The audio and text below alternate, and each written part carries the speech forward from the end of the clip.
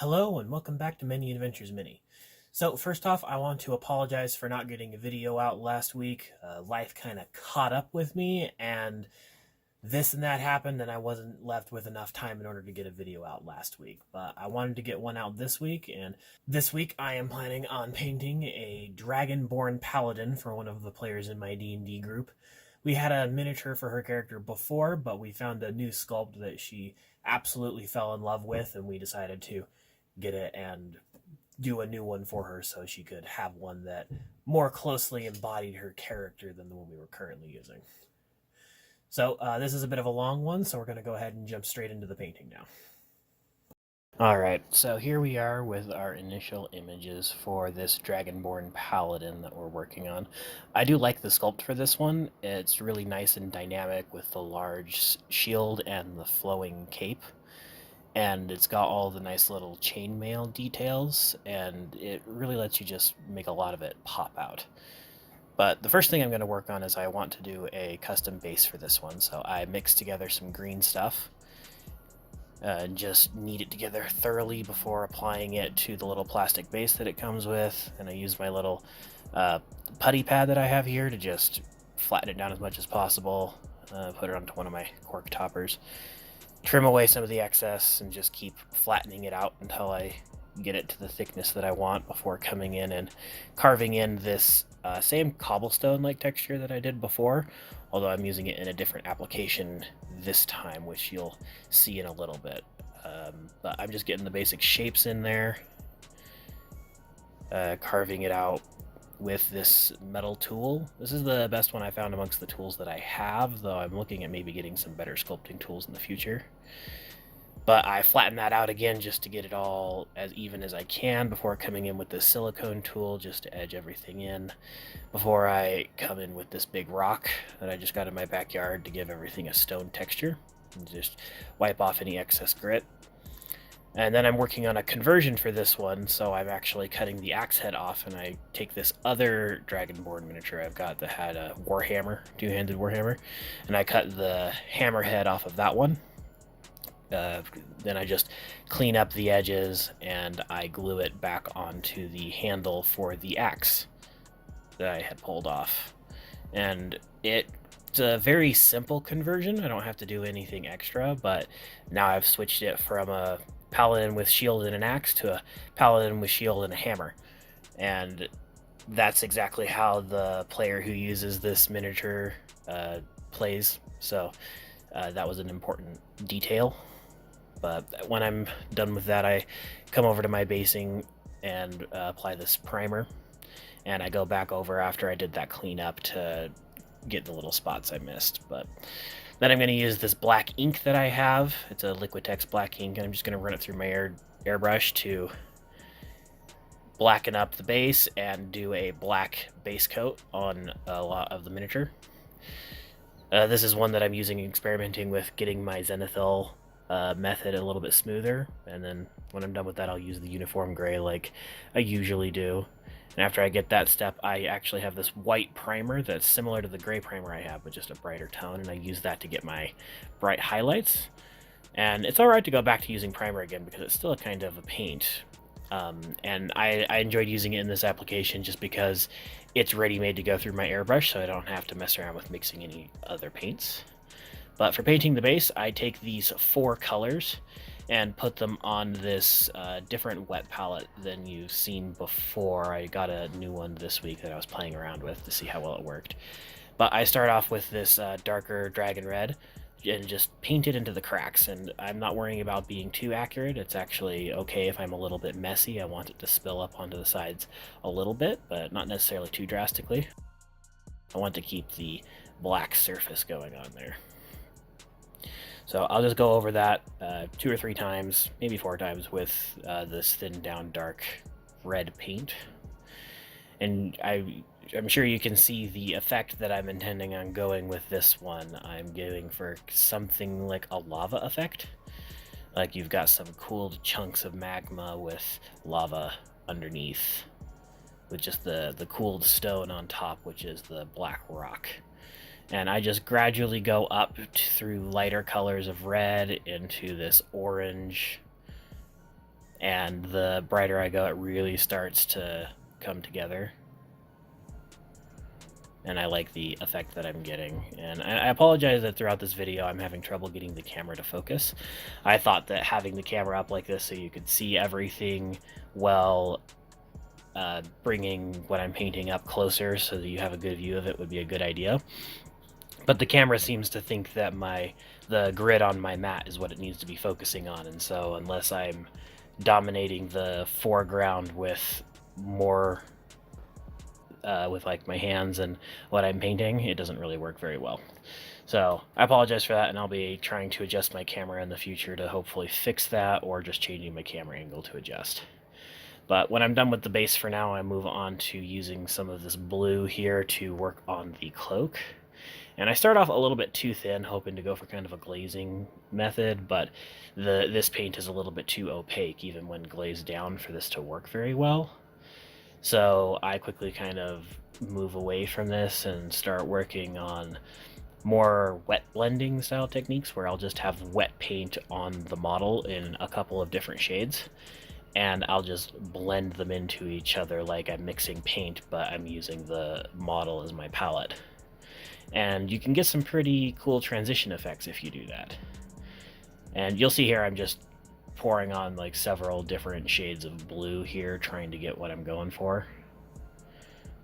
I might have even overworked the blue on the cloak in this model and not gotten exactly what I was going for, but in the end I think I got to something satisfactory. And you always have to know when is a good point to stop and see where you are and see if it's okay for you to move on, because if you get too wound up in the details, you'll just never get anywhere. But I also am coming in here as well with this orange that I added a little bit of black to darken it up. Since I'm going with kind of a light blue on the other ones, I wanted to get some good contrast on here. And so me and the player for this were talking about her house's colors, because she's playing a noble character. And we went with blue and orange. And she wanted a light blue, and the best contrast for that, artistically speaking, looking at a color wheel, is like a dark reddish orange or burnt orange. So that's what we went with here, and it does give a nice level of contrast to it. And you wouldn't normally think that orange would go with blue, but it is its complementary color. It's like how you wouldn't expect red to go with green, but they work pretty well together. It's the same concept here. So I just edge the cloak with the orange, as well as the inside of the cloak is orange, and border the shield with orange. And that's about where I stop with it. I don't go too crazy with the blue and the orange contrast, but it's definitely very noticeable and prominent on the model, which is exactly what I was going for. It's nice to have a good level of color and highlight and contrast, whether that be between your lights and your darks, or with your colors, going with contrasting colors like with this blue and orange. So that worked pretty well, but you can see here I'm actually coming in and lightening up the cloak even more. I had done my initial base coat and showed it to the player, and she liked it, but she wanted it to be brighter. So I came in and I'm using an even brighter color on the higher points and making even the darker areas a little bit brighter, and going for almost kind of like a sky blue color instead of more of like a navy blue color, which is what I had before. And I think I achieved that relatively well. I still get a few places that are fairly dark, but overall this brightens it up quite a bit. And I do the same thing with the orange as well. I add a few more brighter spots to it, but you can also see here I'm having a lot of trouble with getting this to stay in focus, because the camera likes the grid in the background more than it likes the model. So in the future I'll probably just lower the camera down more instead of having it up higher like this. It might make it more difficult to see the palette and have that kind of thing set up, which I know a lot of people like to see the palette. So I want to find a way to keep the palette in frame, but still be able to keep the focus on the model. But here you can see I'm using 3 different shades of metallics to hit the model in different spots depending on the light, and I'm using the zenithal as a guide. And you can also see I played around with the idea of using blue as a base color for the plates and edging that in a metallic, but the player didn't really like that and it didn't look the best, so I just covered that up with metal later. And here I am just trying to brighten the cloak up even more. I come back to the cloak several times as I have to let layers dry, so I go work on some other things and then come back and try and get more contrast and definition out of it. And this is kind of what I was talking about, in that I might have overworked it a little bit trying to get it to where I wanted. But in the end, the final result is what you're looking at, and I don't think it came out too badly, if not exactly what I was going for. So I just take it as a learning experience, and in both ways, that sometimes you want to have a better idea of where you want to go from the beginning, but you can also always go back and change stuff if you need to. Here I am also trying to brighten up the shield as well. And I do like how that made this look. That made a big difference, making the shield brighter. And I do like the shield on this one. I haven't done too many models with big shields like this, so this was kind of interesting, because a shield can be a lot more complicated than it initially seems. And it can have a lot of depth to it that can be a little bit difficult to show the bright spots and the dark spots. And here you can see I've mixed together this big puddle of orange that's darker on the left and brighter on the right, and I'm just kind of using that to hit my lows and highs in general. That's now going to be my shadow color for the orange as well as the medium color. And later on I'll come back with the original lava orange to use as my highlight color, and overall that works pretty well, and I don't have any complaints about how the orange came out looking.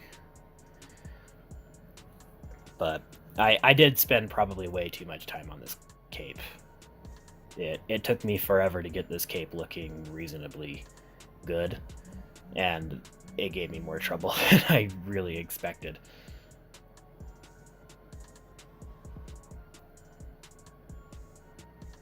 Alright, here I am finally covering up the blue helmet with the metallics. And like I said before, I'm just using, I have 3 metallic colors, and I'm using the darkest one in all of the shadowed areas where the model is still black from my zenithal shading method. And then I'll take the higher colors, the brighter colors, and I'll hit those on the middle and top colors that are the gray and white, respectively. And honestly, with these metallics, it ended up not having that drastic of an effect. You can barely even tell that I used a different color, if at all. So in the future, I'm considering whether I want to keep doing that, or if I should just pick which color I want to be the general tone of the entire metallic object, and just use washes and the like for the future for defining my shadows as I go. So yeah, that's a decision I'm going to have to make for the future, but it's just too subtle of an effect to really get anything. But here I'm using this greedy gold because the Dragonborn for this character is a gold Dragonborn. So I use the gold to hit the small amount of exposed skin areas along the feet, on one of the hands, and on the face, what little of the face you can see, as well as the little ear tendrils and the hair tendrils coming out the back of the helmet. This is a very covered up Dragonborn, so it's very basic and hard to see, but the gold does work surprisingly well with the rest of the silver. I expected it to clash a little bit more with having so much metallic on this mini, but it works surprisingly well.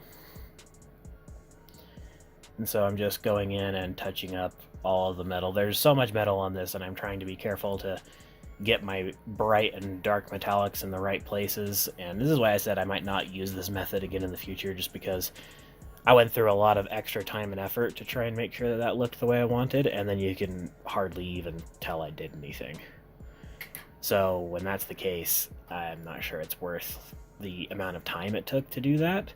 Maybe if I'm trying really hard for a display piece where the small subtleties like that really matter, it might be important, but for just a tabletop figure, I don't think I need to go through quite that much extra effort. And here I am using the original Lava Orange just to highlight some of the top edges of the orange and help it pop out a little bit more.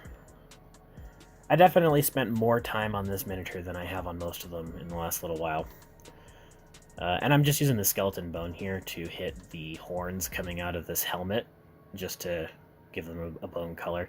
I could have just done metal and assumed that it was an all metal one, but I like the idea of horns on the helmet being part of an animal or something that got taken out.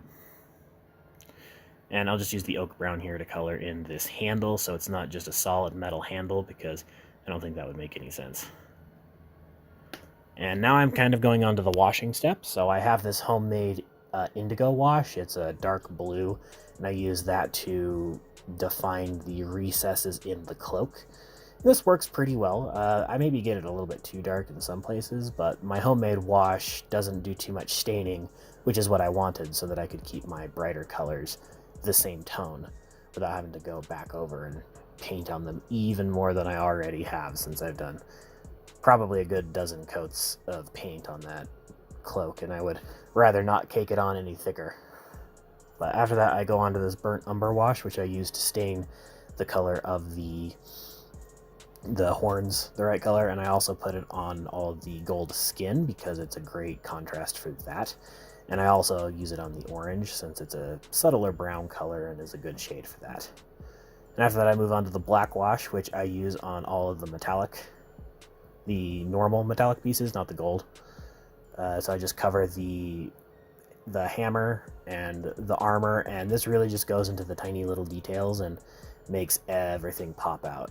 And this was the step where you could really start seeing some of the definition, and it was looking pretty good. Though it also darkened down the armor a little bit more than I had wanted. I might should have gone back in and done more additional highlighting, but I was happy with the way it ended up looking, even if a little bit darker than I originally intended.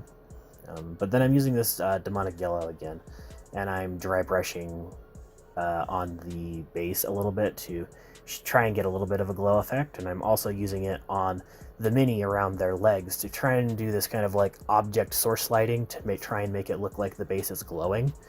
And I think I could have done this better. I'm not sure exactly how. I'm going to be looking into it and see if I can improve on it, because it doesn't look quite exactly right, and I'm trying to figure out exactly where I went wrong. So if anybody knows how to do object source lighting better or knows like a good tutorial for it, go ahead and leave a link for me or point me in the right direction, because I'd like to learn more about it. It's not something I've experimented with too much in the past. But the player wanted a more interesting base, and this is what we settled on, so I played around with it, and it's an alright result, if not the best. Here you can see I cut off the original plastic base and blackened the bottom of the feet just so I didn't have any white plastic showing through anywhere. And I glue it onto the new base and touch up the edges. And after that's done, I use the mummy robes color to come in here and finish up the eyes. I believe this is like one of my last steps. And it's... The eyes went a little bit smoother here than I've had in the past. I think I'm getting more used to this technique. I only had to redo the pupil once, and normally I have to do it like a good half a dozen times before I get something that doesn't look completely derpy. But this time I only had to redo the pupil once, and it came out good. So either I'm finally getting good at this, or I got really lucky. One or the other. But when I'm done with that, I use my varnish and just get everything a thorough, dull coat to it. Help protect all of that hard work I did. Don't want it going to waste. And here are the final images. I do like the way that this one came out looking. It's really dynamic and good contrast, and the cloak actually does look pretty good, if maybe a little bit overworked. So make sure you let me know what you think, and we'll go ahead and move off to the outro now. Welcome back, and I hope you enjoyed that. I know I was having some problems there with the camera focusing, like I mentioned, and I'm still working on figuring out the best method for filming this kind of thing, and it's not going super smoothly for me, but I'm going to keep trying, and one of these days I'm going to find the right format to get all that I want in frame and not have anything go out of focus. So I'll figure it out one day. Next week, I'm not going to be in town. I'm going off on a vacation, and I'm not going to have an opportunity to put together a video for next week. So we're going to have another skip next week, so I apologize for that. But once that's over, I'm planning on getting right back on the treadmill and getting videos out on a regular schedule. If you liked the video, please give me a like. If you have any feedback, please give me a comment down in the description. If you want to see more of my videos, please hit the subscribe button and click the notification bell so you're notified whenever I upload a video. And I'll see you guys all again next time.